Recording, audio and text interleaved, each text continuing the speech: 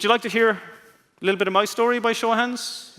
I'm going to tell you anyway, but I just want to build up my ego a little bit. Okay, thank you. So you were told that I was the guy in the audience. Absolutely, 100% I was the guy in the audience. This is the proof. Picture of me looking up on stage. This was the first day I rang in sick in 9 years. Tell you what, you should ring in sick more to work. You can open your eyes a little bit. I rang in sick. I borrowed the laptop from work. Some would say I haven't given it back yet, looking at the laptop I have today. And I'm looking up. I'm at this event in Dublin. This is in 2009, called the Wealth Seminar. Similar to this, much smaller.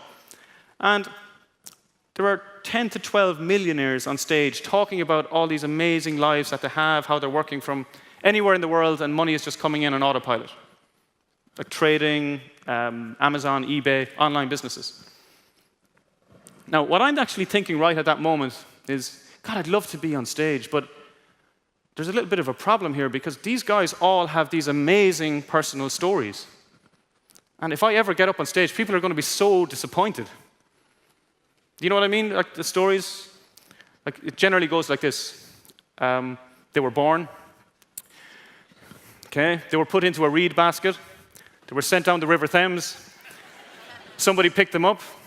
They were raised by wolves. I don't know what the wolves were doing in London, but they were raised by wolves for the first 5 years of their lives. Then they're finally brought among human company out in the forest, and they set up their first cocaine plant factory at age 7. Got addicted by age 8, lost it all at age 10, but then at age 12 they got it back again, and then they started speaking on stage. That was pretty much how it went. I said, God, it's not like that in Ireland. So if you don't mind, because I know you will be really disappointed if I don't embellish my story a little bit, I've added just a little bit of flavor to it. Is that okay? Have I got your permission to do that? Okay, good. This is where I'm from. This is, what? I know, I don't know what you're laughing at there. That's actually the best angle you can take Limerick City from. It's also known as Stab City, by the way, on the brochure. I'll give you a better indication. So back in the 80s, this is actually me. Oh, I know what happened. What happened? I'll show you what happened. I'll show you what happened, people. 1988 happened. Ireland qualified for their first ever football European Championships. I use the term Ireland loosely. I think we had 9 English players. Thank you for that. Thank you. We're very grateful. And England B beat England A 1-0. And the whole country went insane. Yes, and for those of you who say, well, why aren't you drinking Guinness? Because I was a child, I had to drink something with vitamins. That's cider, to get my vitamin C in. We do it in stages. You saw the funnel system. Thank you. Now, other speakers have talked about pursuing your passion. I tell you what, if you're Irish, don't pursue your passion. We're very passionate about drinking and fighting, right? Unless you're providing the drink, it's not really something you're going to make a lot of money out of. So I took it literally and qualified in drinking, lots of it. And this is how the 90s worked out. This is where I spent most of the 90s. Until magically one day by my trolley, what? Somebody left a laptop with a dongle in it, set up my online business and started making millions within a few weeks. That sound about what you want to hear? Let me hear a round of applause for that. Yeah, happy? Okay, let's tell you the truth. I had a freaking normal childhood. So normal. I'd say worse than normal, if that's possible. Went to school. Both my parents are teachers. So you know when you run out of school, Jesus, just get away from these teachers.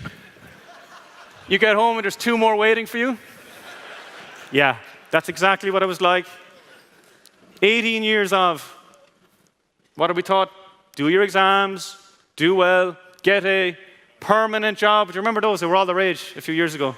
Those temporary permanent jobs. Yeah, get one of them, work for 50 years, and then throw the dice. Let's hope you live longer or you live shorter than your money lives. Let's hope you expire before your money does. And you know what? We can laugh at that, but that is actually our financial plan. That's what the system is. It's like, oh, don't worry about it. You'll be taken care of. No, we won't. No, we won't. There is not enough money there in the pension, I can tell you that, in the pension funds. We need to take responsibility for our financial futures.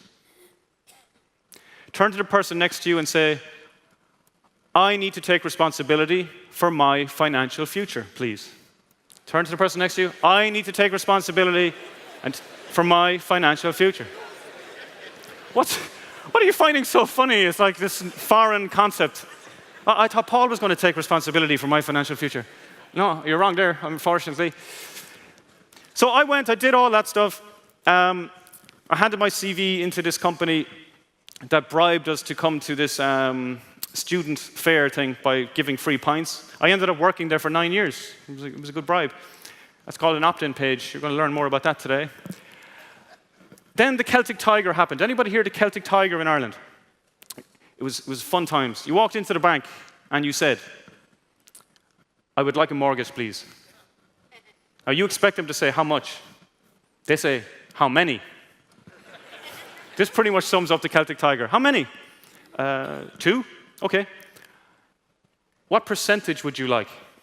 Thought I chanced my arm. 100%? Are you sure, sir? Would you not like 110%? I said, what do I need 110% for? Oh, incidentals. Ever heard of those? They're expensive, whatever they are. Incidentals. So I walked out of the bank, 2 mortgages, for about roughly 600,000 euros. Today, combined, they're both worth less than 300,000 euros. That's what happened in Ireland. It's now called the Celtic Cub era rather than the Celtic Tiger. Now, that's when I learned that the word mortgage comes from the Latin word mortir, which means death. So a mortgage is debt until death. It's a great marketing tagline, isn't it? They should use it.